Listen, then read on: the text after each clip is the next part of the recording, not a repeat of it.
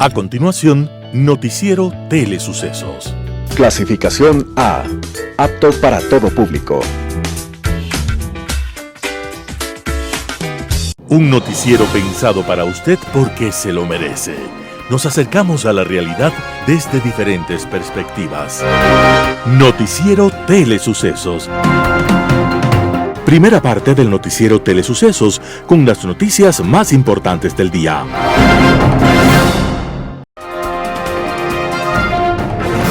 Un día como hoy. Corre el año de 1792 y Francia se encuentra envuelta en los huracanes de la guerra. En ese momento, las tropas francesas llegan a Estrasburgo y piden al alcalde de la ciudad que se una a ellos para llamar voluntarios en la lucha contra Austria. El alcalde se llama Federico Dietrich y, aunque por supuesto acepta, reclama a los militares que las tropas francesas no tienen la motivación de los grandes himnos para ir a la guerra. Entonces dice: falta la pasión que agita la sangre. Faltan la letra y la música que inflame las almas, que mueva a nuestros hombres a lanzarse a la lucha en pos de la victoria. El capitán de aquella tropa era Claude Rouget de Lille, que entre sus pertrechos de guerra cargaba un maltrecho violín para espantar los miedos en las noches de reposo, y decidió hacer suya la idea propuesta por el alcalde. Rouget de Lille entonces no durmió aquella noche y compuso una melodía intensa a la que llamó Canto de Guerra para los ejércitos del Rin. Al día siguiente, en compañía del alcalde de la ciudad y del precario violín, cantan juntos el himno que llenó de entusiasmo a la tropa. Ese himno de guerra se llamó después La Marsellesa y se convirtió en el más conocido de todo el mundo. Y fue compuesto un día como hoy, 24 de abril de 1792. Las principales noticias del día. Titulares. Ecuador y Emiratos Árabes Unidos suscriben declaración conjunta para iniciar negociaciones de un acuerdo comercial. Jurado de Estados Unidos declara culpable a Carlos Pollitt de conspiración para lavar activos. Cierres viales en la avenida de los Shiris desde este martes 23 de abril. En el segmento de opinión, reformas legales al IES. En política internacional, izquierda cobarde. Los editoriales serán de Talía Flores, las urgencias de Noboa tras la consulta y con los apagones a cuestas. Noticias del día. Ecuador y Emiratos Árabes Unidos suscriben declaración conjunta para iniciar negociaciones de un nuevo acuerdo comercial. La ministra de Producción, Comercio Exterior, Inversión y Pesca de Ecuador, Sonsoles García, y el ministro de Estado de Comercio Exterior de los Emiratos Árabes Unidos, Thani Al-Seyoudi, firmaron una declaración conjunta sobre la intención de negociar un acuerdo de asociación económica integral entre las dos naciones. Así lo dio a conocer la ministra Sonsoles García tras una reunión con una comitiva emiratí celebrada este 22 de abril del 2024 en Quito. Este acuerdo busca aumentar el comercio bilateral y la inversión. El ministro Thani Al-Seyoudi junto a su comitiva conocieron el portafolio de proyectos de inversión del país y los sectores productivos con alto potencial, como es el caso de la agroindustria y energías renovables. Según la ministra García, este instrumento comercial abrirá las puertas de un mercado al que en 2023 se exportó más de $600 millones. Entre los principales productos de exportación no petroleros ecuatorianos que se enviaron hacia dicho destino destacan el oro, el banano, el camarón, las flores naturales. Además, manifestó que trazar el camino para las negociaciones de un acuerdo comercial permitirá a Ecuador llegar con más productos no solo a Emiratos Árabes Unidos, sino también a otras naciones de Medio Oriente y África. Ambas partes se comprometieron a designar puntos de contacto oficiales, definir un marco general para las negociaciones y compartir información relevante. Jurado de Estados Unidos declara culpable a Carlos Pollitt de conspiración para lavar activos. Tras casi un día de deliberaciones, un jurado de Miami declaró este 23 de abril de 2024 culpable al excontralor Carlos Pollitt de todos los cargos en su contra. La decisión se tomó con el voto unánime de todos los 12 miembros del jurado. La Fiscalía presentó 6 cargos en contra de Pollitt, de 73 años, que fueron sustentados en 10 días de juicio, Con esto se confirmó que Pollitt lavó dinero proveniente de sobornos, tanto de Odebrecht como del empresario Diego Sánchez Silva. Los pagos ilegales de este último se dieron dentro de la corrupción del caso Seguros Sucre. Durante 2 semanas se desarrolló el juicio donde se escucharon los testimonios de varios testigos. El Departamento de Justicia presentó 14 testigos para sustentar su acusación, mientras que los abogados de Pollitt presentaron 3 para la defensa. Pollitt, en cambio, decidió no testificar y acogerse a la quinta enmienda de la Constitución de los Estados Unidos. Si Pollitt hubiera aceptado dar su declaración, habría tenido que responder bajo juramento las preguntas tanto de los fiscales que lo acusan como de los abogados que lo defienden. Mentir en una declaración judicial es un delito grave en Estados Unidos. Con esto, la jueza del caso, Kathleen Williams, tiene 45 días para emitir la sentencia, en la que deberá establecer la pena que deberá cumplir Pollitt y si va detenido inmediatamente o si se le da un plazo para que se entregue a las autoridades. Cierres viales en la avenida de los Chiris desde este martes 23 de abril. Desde este martes 23 de abril del 2024, la empresa pública metropolitana de movilidad y obras públicas realizará trabajos viales en la avenida de los Chiris en el hipercentro de Quito. Por este motivo se realizarán cierres viales diarios con una duración de 8 horas, tiempo estimado de la jornada de trabajo. Los tramos que estarán cerrados al público se ubican en las intersecciones de la calle Bélgica y la calle Holanda. Los trabajos están comprendidos para que se realicen en 2 etapas. La primera empieza este 23 de abril con la intervención en la calle Holanda de 9:30 a 17:30. Las obras aquí culminarán 2 días después, es decir, el 25 de abril. Posteriormente, desde el 28 al 30 de abril, se trabajará en la intersección de la calle Bélgica. De igual manera, o de igual forma, de 9:30 a 17:30. Según la EMOV, en estas zonas intervenidas se implementarán 2 pacificadores viales y señalización horizontal y vertical. Con este tipo de elementos en la calzada se busca reducir el espacio de la vía y se induce a los conductores a circular a una menor velocidad. La intención es reducir los siniestros de tránsito y dar mayor protagonismo al peatón. En sentido norte-sur, los desvíos serán desde la calle Portugal hacia la avenida República del Salvador y luego el tráfico se reincorpora a la avenida de los Chiris. En sentido sur-norte, los desvíos serán desde la avenida de los Chiris hacia la avenida República del Salvador, después a la calle Portugal y se reincorporarán a los Chiris hacia el norte. Entrevista del día. En Radio Sucesos estuvo Diego Pérez, docente de la Escuela de Seguridad en IAEN, el tema del que habló, el estudio sobre seguridad en Ecuador. Escuchemos lo que dijo. A ver, sí, me parece que los resultados de la consulta en primer lugar revelan el enfoque central que viene girando en la opinión pública del Ecuador en torno al problema de la seguridad, ¿no? Este es un problema que hemos visto que progresivamente ha ido ocupando la primera línea de atención en el país, por lo menos desde el 2018. Llegamos, me parece, al cenit de la crisis en enero de este año.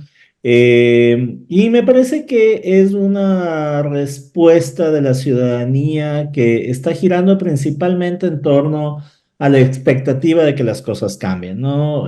Siento que los resultados de esta consulta no son un cheque en blanco, sino es el otorgamiento de la ciudadanía de las herramientas que el gobierno ha expresado como necesarias para poder atender en su totalidad y con contundencia el problema de la seguridad, ¿no? Así es que me parece que en ese sentido hay más bien un voto consciente, como usted bien ha mencionado, y comprometido o buscando el compromiso atrás de estos resultados para que se comiencen a atender los problemas de la seguridad. En ese sentido, me parece que son resultados importantes, son interesantes y creo que efectivamente marcan una línea de gestión que va a tener que ser muy seria y en este punto independientemente de las otras posiciones que pudieran existir en torno a ellos.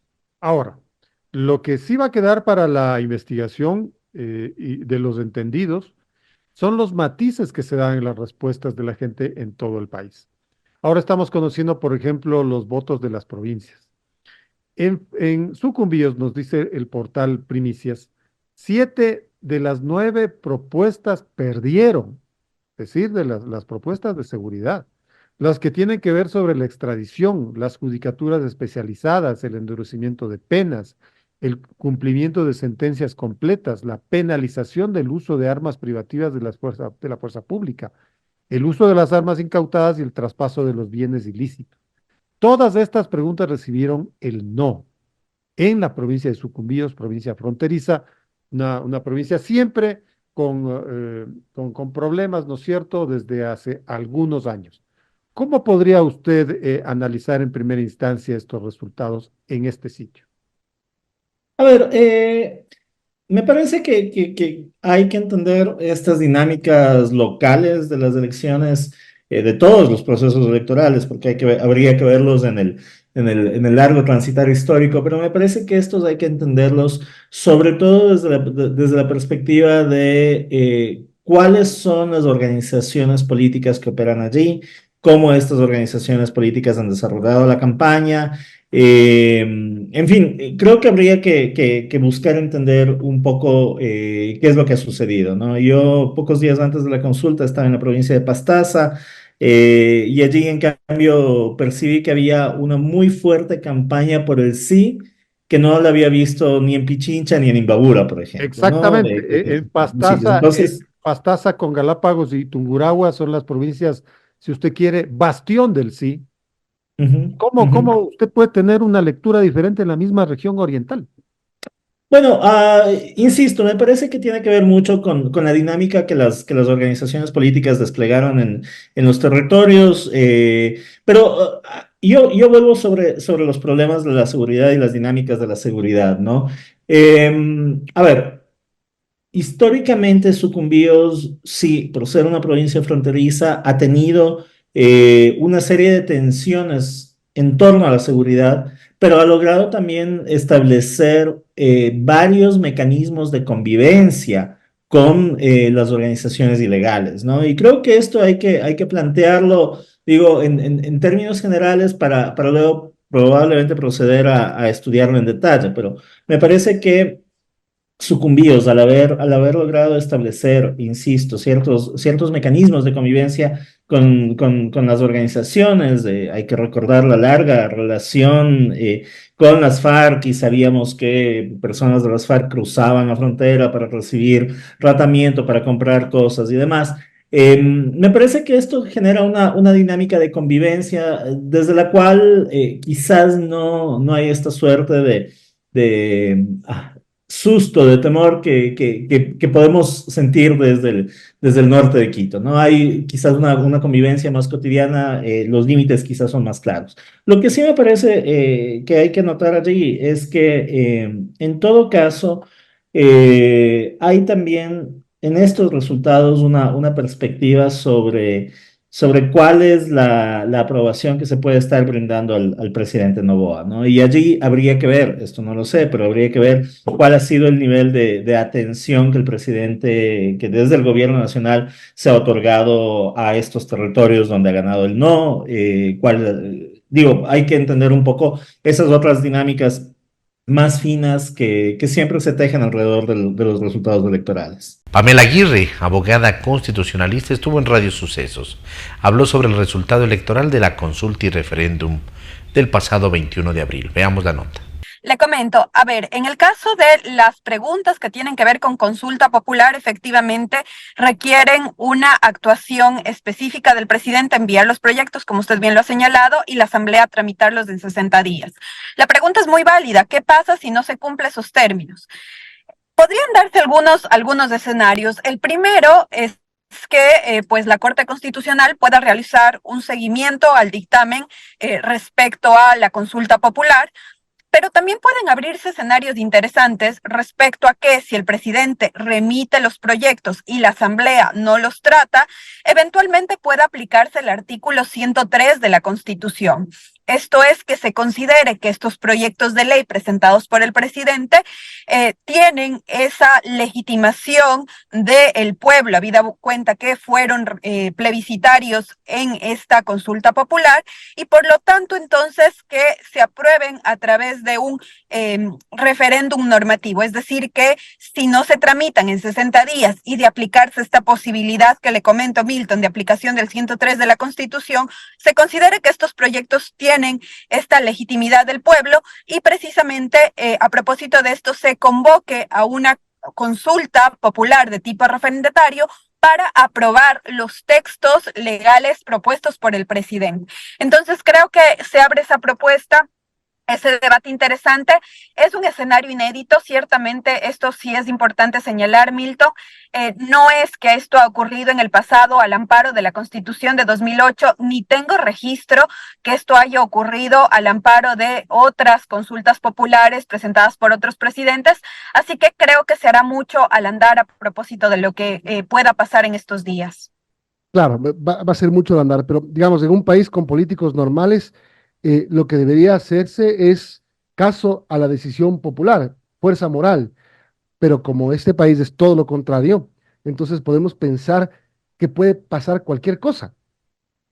Efectivamente, además recordemos que tampoco es que está prohibido la posibilidad de que que el presidente de la República emita o remita estos proyectos y les califique como económicos urgentes, con lo cual también podría cortarse los tiempos en algunos proyectos, tal vez el que él considere más prioritario. Recordemos que la Corte Constitucional respecto a los proyectos de ley ha señalado que la calificación económico urgente es amplia y por lo cual pues también el presidente podría tener esta opción en su compromiso con la ciudadanía de demostrar que efectivamente está cumpliendo lo que él propuso en la consulta popular y que pues la Asamblea estaría obligada a tramitarlo. Es decir, nada le impide que él pueda calificar como económico urgente un proyecto y enviarlo a la Asamblea.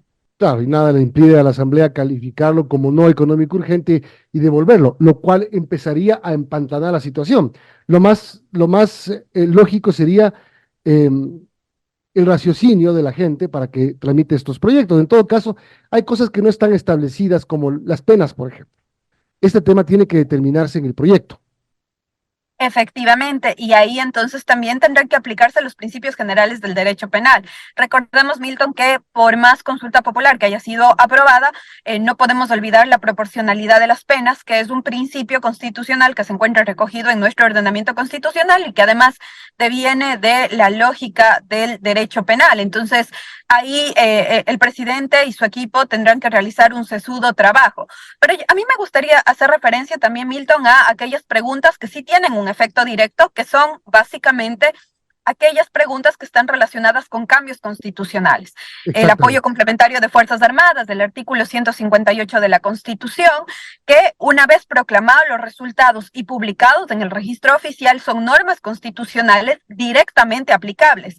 Es decir, ahí no cabe el argumento jurídico de que es necesario esperar la ley, porque ya hay una norma constitucional. Recordemos, por ejemplo, que en el caso de la muerte cruzada, la disolución de la Asamblea, la Corte Constitucional no tenía normativa sobre la cual le establezcan cuáles son los parámetros para hacer el análisis de constitucionalidad de los decretos ley enviados por el entonces presidente Guillermo Lasso. De igual manera, si es que el presidente de la República aplica, una vez que han sido publicados estos resultados de el apoyo complementario de Fuerzas Armadas y quiere aplicar el 158, remitirá a la Corte y la Corte tendrá que hacer un control sobre el andar. Es decir, ese cambio automáticamente podría surtir efectos. Igual caso podría ocurrir en el caso de la extradición.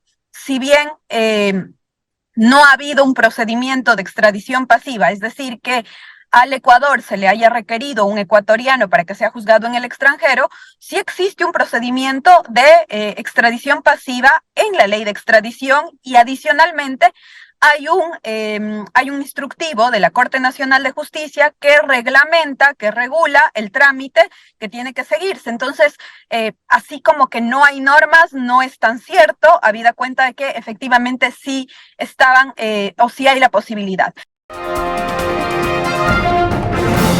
Nota enviada por el doctor Simón Espinosa Cordero. Sebastián Sufi y una amiga regresaban a casa.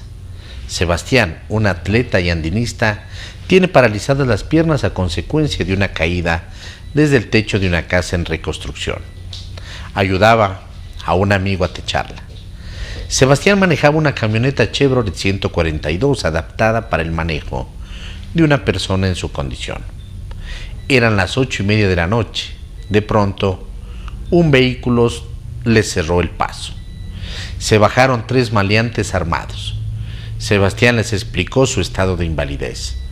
2 de ellos le dijeron que no les harían daño si les entregaban celulares, cartera y camioneta.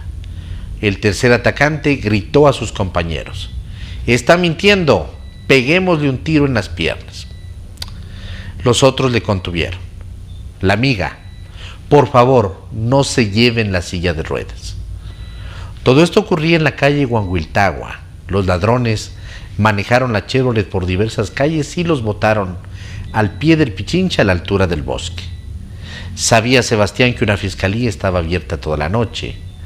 Rueda y rueda llegaron. Les dijeron que no esa su función y los enviaron a otra. En esta los policías terminaron el papeleo a la madrugada. Sebastián y su amiga llegaron a casa a las 5 de la mañana. Hasta ahora no se sabe nada de la camioneta. Testimonio de una tía de Sebastián. Un panorama de noticias para su estatura intelectual.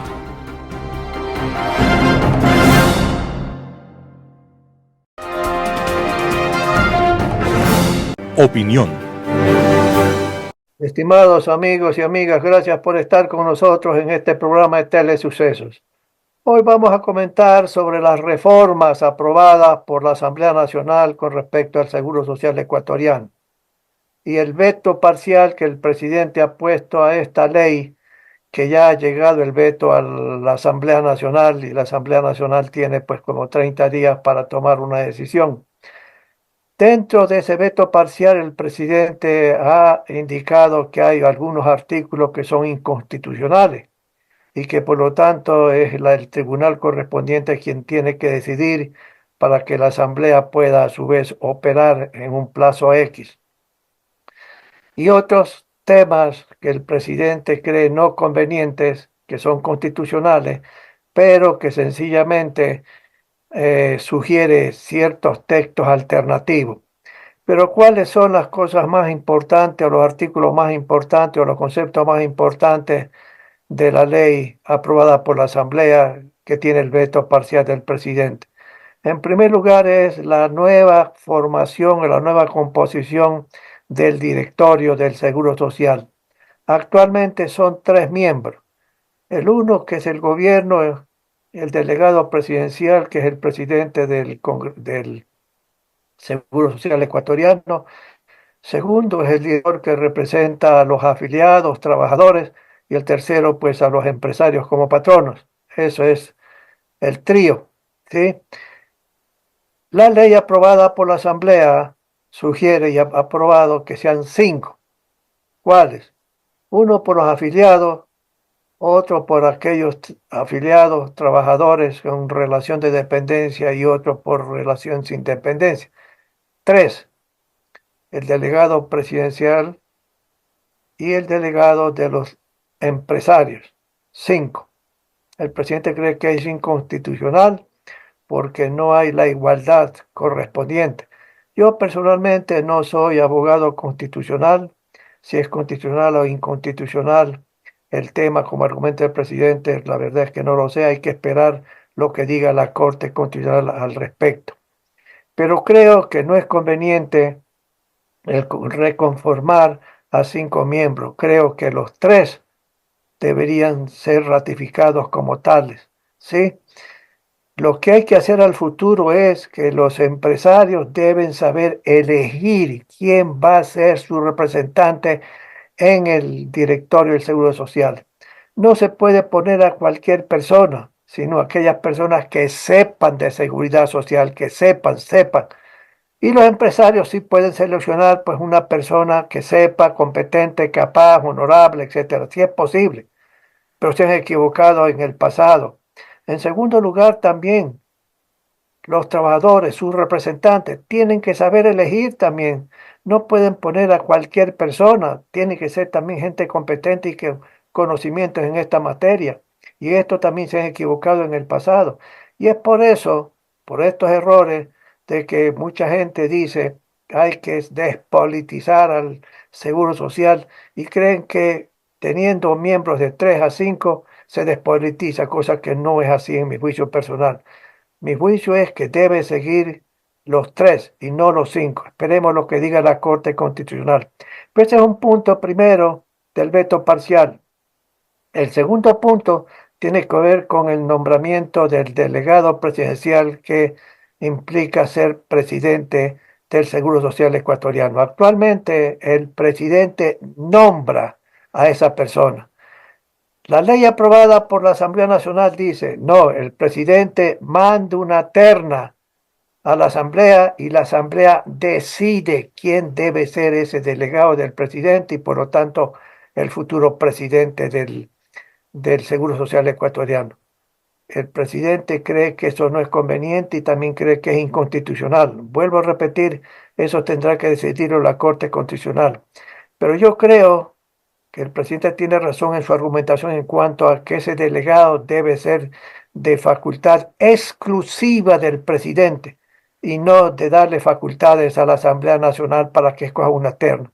No, yo creo que debe seguir tal como están las cosas, pero sencillamente el presidente también no puede elegir a una persona aunque sea su amigo más íntimo. No, tiene que elegir a personas que conozcan del tema. Ese es el que va a presidir el directorio, el que preside el directorio, el que adopta junto con los otros directores una serie de políticas de seguridad social, de salud, que administra pues, el seguro social, del sistema de pensiones, etcétera. ¿Sí? Y aquí también gobiernos anteriores se han equivocado totalmente y han politizado al seguro social ecuatoriano. Entonces hay que despolitizar al seguro, sí, hay que despolitizar al seguro. Y el presidente hoy, en el día de mañana, tiene que nombrar gente competente, capaz y honorable, ¿sí? El otro tema, ese es el segundo tema importante de la ley aprobada por la Asamblea Nacional y la opinión presidencial, ¿sí? El tercero tiene que ver con el pago de la deuda. El pago de la deuda que tiene que pagar irremediablemente el Ministerio de Finanzas en nombre del Gobierno Nacional con respecto al Seguro Social. Y hay varias deudas, pues. Hay primero los saldos que no pagan del 40% que por ley tiene que pagar para financiar el sistema de pensiones, ¿sí? Que está en peligro, sencillamente en peligro de que sencillamente el día de mañana no pueda haber recursos suficientes para seguir pagando a los jubilados mes a mes cumplidamente pues su jubilación. Pero también no hay que olvidar, amigo, que la deuda al seguro de salud que administra el IES sencillamente es una cantidad muchísimo más importante. No es cuestión de 10 millones, 20 millones, 50, 100 millones, mucho más. Entonces, es necesario.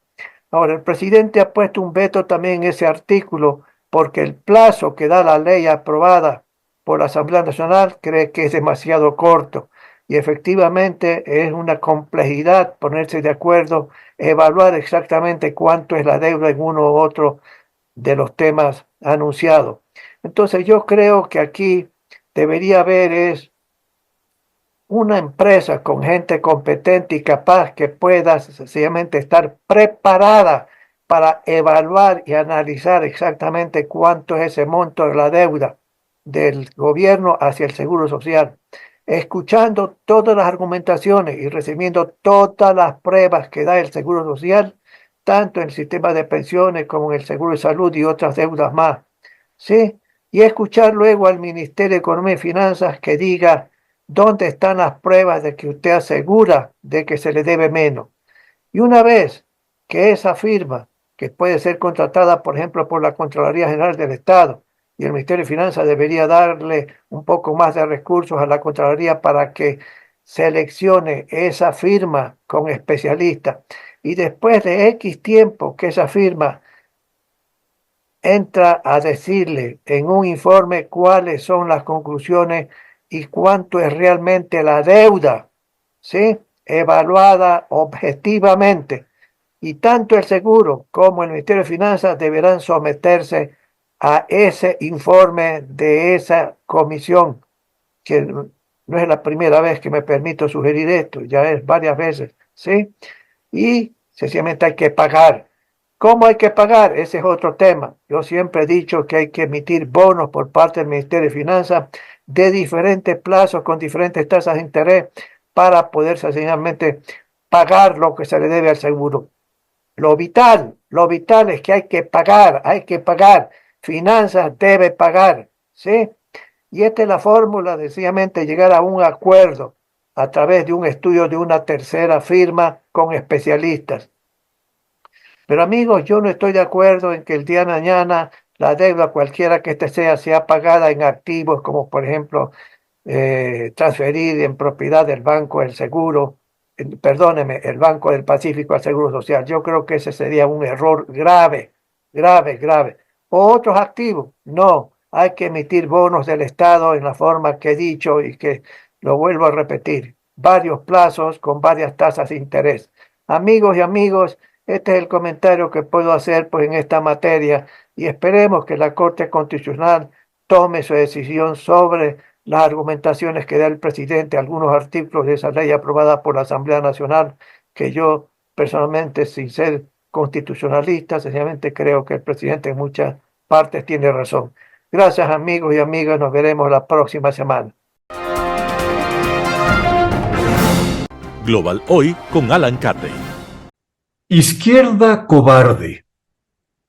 Este fue el calificativo que espetó hace un par de días el capo venezolano Nicolás Maduro, a quienes desde su retorcida óptica gangsteril debe considerar como sus pares, los gobernantes de unos estados reales con estructuras institucionales verdaderas y con una división de poderes que dificulte en gran medida el ejercicio de la dictadura, pese a la tentación que tal posibilidad pueda originar, al tener que sujetarse a unas reglas, muchas veces incómodas, para ejercer la autoridad.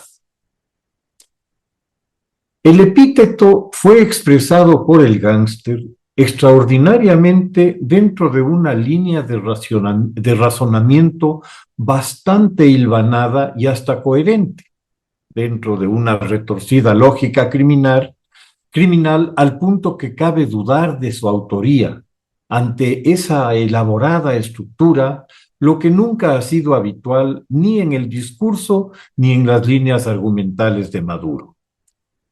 Se cuidó mucho para evitar las gafes que lo han hecho famoso, desde la multiplicación de los penes o sus ejercicios de lenguaje inclusivo al referirse a sus millones y millonas.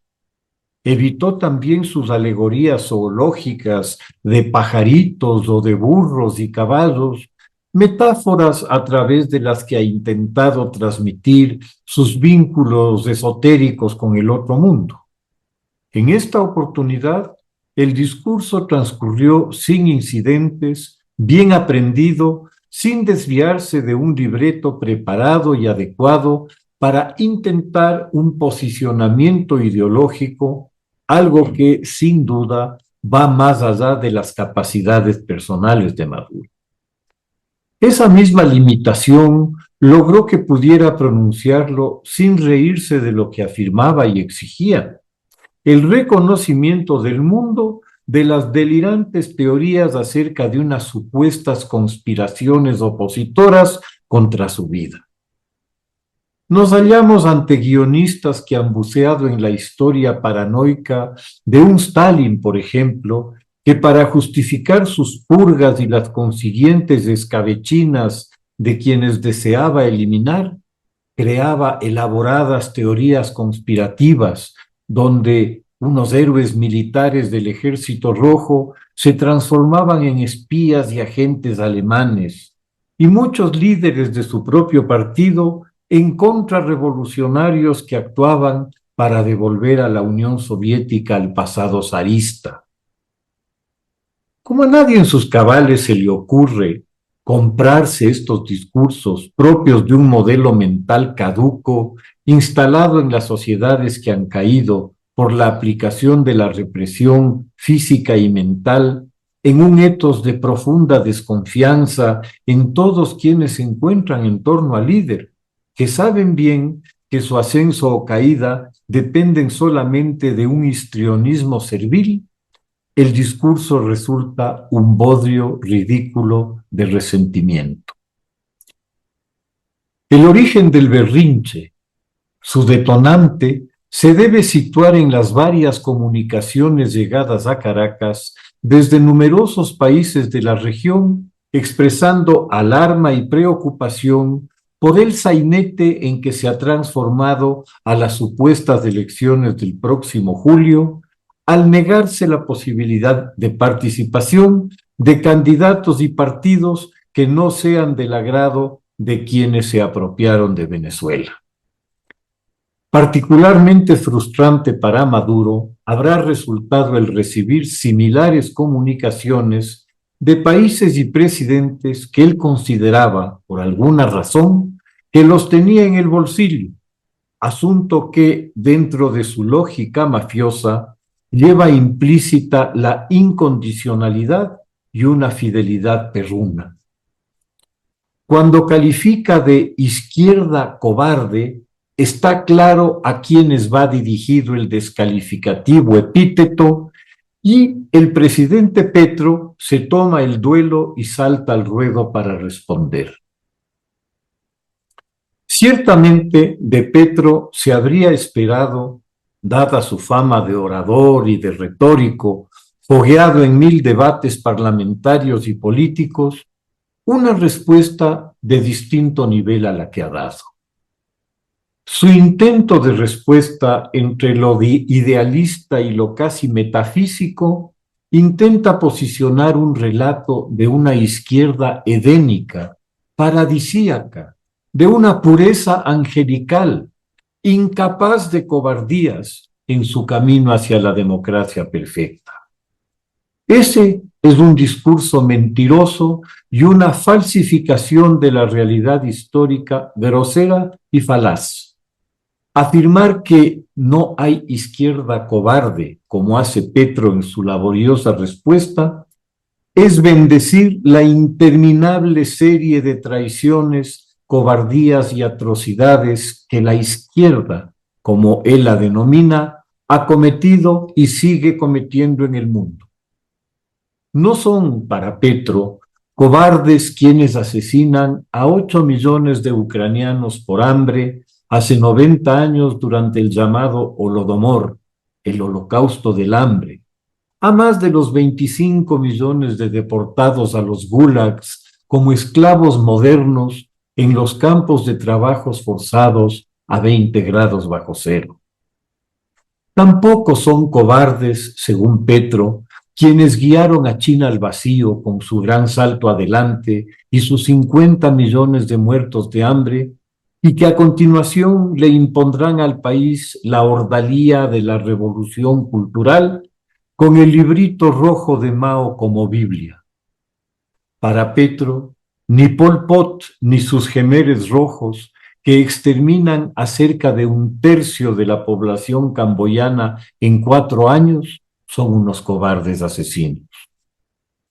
Seguro que para Petro, los dinosaurios que sobreviven en Corea del Norte y Cuba, con sus pueblos sumidos en la miseria, donde la esclavitud se ha vuelto el medio para obtener divisas, sea proveyendo obreros explotados o médicos abusados al mercado internacional, tampoco serán cobardes. Como no lo serán la miríada de dictadores, de Gaddafi a Saddam, o del carnicero al-Assad, que han asolado al Oriente Medio y al norte de África.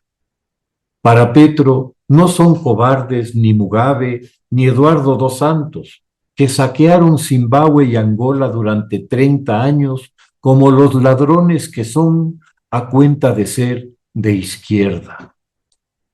¿Cómo decirle cobarde a Daniel Ortega, quien asesina a los jóvenes estudiantes que protestan contra su régimen y exilia a sus opositores para luego robarles sus bienes. Es esa lamentable visión maniquea, incapaz de comprender que la ética está por sobre la conveniencia y el acomodo, la que ha vuelto a la palabra izquierda en una mala palabra, en un slogan vaciado de principios y valores, al revelarse incapaz de señalar a quienes se proclaman de izquierda para su beneficio y para satisfacer sus ambiciones y venganzas. Es un pecado terrible que quienes más han contribuido al desprestigio de una idea que en su origen pudo tener un sentido humanista y moderno, hayan sido, por una parte, quienes se incorporaron a la idea de buena fe, pero que se acobardaron y callaron ante el crimen, y por otra, una academia trepada en su torre de cristal, alejada de la realidad y del mundo, cantando loas a los dictadores y asesinos, de la cual el peor ejemplo sería el gurú de toda la izquierda mundial, Sartre. La misma ceguera cómplice es la que hoy Petro expresa en otra parte de su respuesta al elogiar a Chávez, olvidando que, bajo su poder, una de sus hijitas se embolsó 4.500 millones, no millones, de dólares en un país en el que el salario básico no llega a 5. La sindéresis y la coherencia son fundamentales en un líder, pero la honestidad material e intelectual no se quedan atrás. Muchas gracias. Editorial. Las urgencias de Noboa tras la consulta y con los apagones a cuesta. Talia Flores, primicias. Los resultados electorales del domingo 21 de abril tienen que ser procesados con la prudencia que aconseja la sabiduría para valorar que el pueblo cerró filas en el combate contra el crimen organizado al apoyar de manera contundente que las Fuerzas Armadas colaboren con la policía, el control de armas que van a las cárceles, el aumento de las penas, la extradición de los connacionales y todas las preguntas concernientes a la seguridad. Los ecuatorianos han demostrado enorme generosidad y determinación a pesar de vivir momentos aciagos por la violencia incontenible y los apagones que menoscaban su calidad de vida, al descuadrar sus rutinas, romper la comunicación y arruinar el comercio y la producción en todos los niveles, causando cuantiosas pérdidas. Vísperas de ir a las urnas, el sábado por la noche, cundía la desazón cuando una inesperada aparición en las redes sociales del ministro de Energía encargado, Roberto Luque, morigeró las tensiones al mostrar empatía con el sufrimiento de la gente por los cortes de energía, explicar las causas, mencionar las falencias y anunciar las acciones que se están tomando. La intervención de Luque ratificó que la transparencia es irrenunciable, más aún en una sociedad que está informada, aunque de manera alguna anula la gravísima denuncia del gobierno de que los racionamientos han sido producto del boicot de una ministra que compartió la mesa del gabinete presidencial. Si ese fuera el caso, la carencia de olfato político y perspicacia en las alturas del poder son un serio riesgo para el propio jefe de Estado, por lo que una pregunta se impone. ¿Cuántos funcionarios más estarán minando su gestión? Solo imaginar que el poder político de Ecuador está siendo saboteado en el propio Palacio Presidencial configura un escenario funesto. ¿Cómo sucedió? ¿Cuándo lo descubrieron? ¿Están tomando previsiones? Son preguntas no retóricas que también tendrían que ser respondidas. En este contexto que se podría explicar la designación como ministro de gobierno de Michel Sensi Contugui, de quien se desconoce su experiencia política y no sabemos nada de lo que previamente ha hecho, pero que al tratarse de alguien muy cercano a Noboa, el presidente confía en él. La tarea del flamante ministro luce cuesta arriba, luego de que el movimiento ADN en el poder difundiera la víspera de las elecciones un insólito comunicado en contra del movimiento Construye cuando el momento imponía unirse para hacer frente a los enemigos comunes del Ecuador, las mafias del narcotráfico y sus aliados. Tamaño desatino ha dejado ver las costuras en un ámbito tan complejo como la conducta de los políticos nuevos, envejecidos a la velocidad del rayo, y ha desvelado que nadie con sentido de Estado los asesora, capaz de persuadirles para evitar ponerse al descubierto ante el pueblo, más todavía cuando Construye apoyó el sí en la campaña. Y sus 20 votos en la Asamblea son fundamentales. El gobierno parece ignorar que en la Asamblea perdieron a sus aliados políticos iniciales, aquellos con quienes jamás debieron pactar, porque todos saben que lo único que les mueve es la impunidad para sus dirigentes sentenciados y que al no conseguirlo buscarán desestabilizar al Ejecutivo, que es lo que mejor saben hacer, como lo pretendieron al promocionar 11 veces no en la consulta.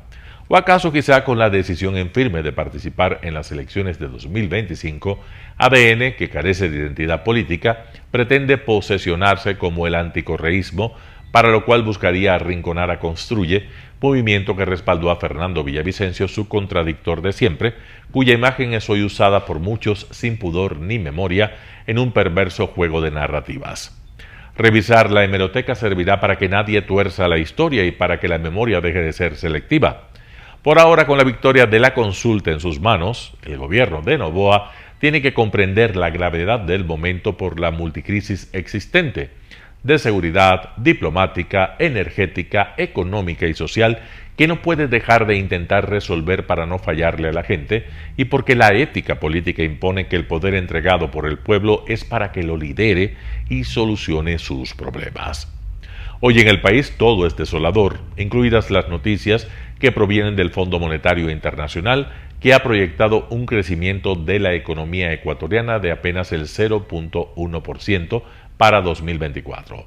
La emergencia social por la falta de oportunidades clama al cielo al descubrir que para muchos las dos únicas opciones para garantizarse ingresos es emigrar en una travesía en la que se juegan la vida o vincularse a las organizaciones criminales en las que deben cumplir cualquier oficio, incluso el de sicario. No reaccionar ante un drama de tal calado arrastraría a la nación al abismo. La política es el arte de lo posible y hay que gestionarla. Para ello hay que vencer las ambiciones y superar la inquina al contradictor. La liturgia del poder impone palabras diáfanas y ritos precisos. El domingo 21 de abril, el pueblo ecuatoriano dio una lección de civismo y amor al país al vencer el miedo a la violencia y acudir a las urnas para, con la ira contenida por los efectos de los apagones, separar la paja del trigo y apoyar con determinación el combate al crimen organizado. La respuesta del gobernante debe ser del mismo tenor: resolver con urgencia los graves problemas de la gente. Usted dirá, presidente Noboa. Talía Flores, Primicias. Telesucesos Sports. Deportes, deportes, deportes.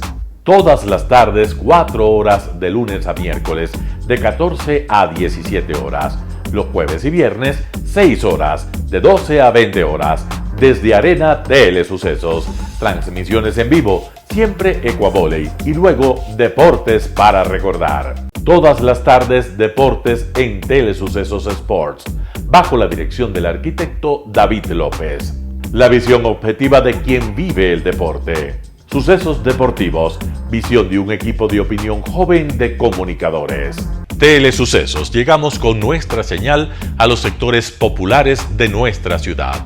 Quienes no tienen televisión por suscripción atenderán nuestra señal sin costo en Canal 29 UHF Telesucesos. Siempre ecuatorianos, resaltamos nuestra identidad. El básquet, esgrima, tenis de mesa, taekwondo, box y muchos deportes más en Telesucesos Sport, sin costo desde la comodidad de su hogar en Telesucesos Canal 29. Arena Telesucesos es una importante y funcional edificación cubierta dispuesta para la práctica y desarrollo de eventos del Ecuavoley. La transmisión de Telesucesos se podrá sintonizar además a través de Claro TV Canal 43, TV Cable Canal 73 y en redes sociales Facebook Live Telesucesos Quito y YouTube Telesucesos HD. Si deseas asistir a los encuentros en vivo de Ecuavoley, comunícate con nosotros a los números de teléfono 2021-224 o al 0989-973-725 Ven con tu familia y amigos a vivir la emoción del Ecuavóley. Emoción sin límites los días jueves y viernes desde la comodidad de su hogar.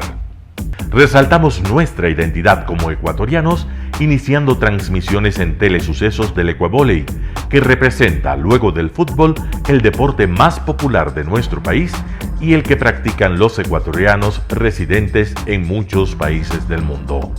Nuestra señal será transmitida en directo por televisión abierta en la ciudad de Quito y a través de las redes sociales a todo el país, así que llegará a Estados Unidos, España e Italia, creando a través del Ecuavóley un nexo fraterno entre ecuatorianos y entre los inmigrantes de nuestro país. Anuncie en Telesucesos Sport y llegue con nosotros a lo más importante del deporte popular. Telesucesos, con sus transmisiones, jerarquizará esta práctica deportiva, convocando importantes competencias de ecuavóley dentro y fuera del Ecuador. Llegando con deportes no atendidos por los medios de comunicación que han concentrado su acción en el fútbol. El tenis, box, golf, racquetball llegarán a su pantalla de televisión en tiempo real a través de Canal 29 UHF, competencias que podrán ser atendidas a través de Facebook, YouTube y vivir los encuentros deportivos en directo y en tiempo real. Esté atento a nuestros horarios especiales de transmisión los fines de semana y feriados. Usted y su familia disfrutarán desde la comodidad de su hogar de las emociones del Ecuavóley, deporte tan nuestro. Somos inéditos y para ello disponemos de un escenario cubierto propio, Arena Telesucesos, desde donde transmitimos nuestros encuentros masculinos y femeninos de este deporte. Simple y gratuito. Llama a nuestros números de contacto 2021-224 o al 0989-973-725 y regístrate como invitado especial para nuestros eventos en vivo. Arena Telesucesos, el escenario cubierto para la práctica del deporte 100% ecuatoriano, el Ecuavóley. Telesucesos es un canal de televisión que incorpora a su programación manifestaciones culturales y deportivas que marcan la identidad de nuestro país. Telesucesos no solo entrega en su programación de deportes un espectáculo, sino que impulsa, privilegia y exige a quienes participan que sean parte de los valores y méritos que el deporte encierra: esfuerzo, superación, perseverancia, respeto, solidaridad, compañerismo, disciplina, puntualidad, sana competencia, honradez en la cancha y fuera de ella. La práctica deportiva siempre generará beneficios positivos para su cuerpo y entregará salud estable, pero refuerza además la identidad personal y premia siempre el éxito conseguido. Consideramos que el Ecuavóley es una manifestación deportiva con partida de nacimiento popular y nombre propio ecuatoriano. Arena Telesucesos, funcional espacio cubierto para la práctica y desarrollo del deporte. Arena Telesucesos, el escenario para campeones. Arena Telesucesos atiende deportes de su preferencia: básquetbol, tenis de mesa, esgrima, taekwondo, fútbol sala, box, halterofilia. ¿Cómo llegar? Nuestras instalaciones se encuentran en el norte de la ciudad, en un sector de gran crecimiento y desarrollo urbano al que se accede a través de la vía E35, más conocida como la Avenida Panamericana Norte. Desde el centro comercial El Portal, a 2 kilómetros a la derecha, se encuentra la calle García Moreno, antiguo camino a Llano Grande, una arteria en la que se desarrollan dinámicos comercios. Junto al centro comercial Ciudad Alegría, a 100 metros, hemos llegado a nuestras instalaciones, Arena Telesucesos, la cancha del Ecuavóley. Por fin tiene usted un espacio de difusión de su deporte preferido. Telesucesos, el canal de televisión siempre inédito. El noticiero Telesucesos es retransmitido de lunes a viernes a las 7 horas por Radio Planeta Sur 106.1 FM de la ciudad de Loja. Noticiero Telesucesos.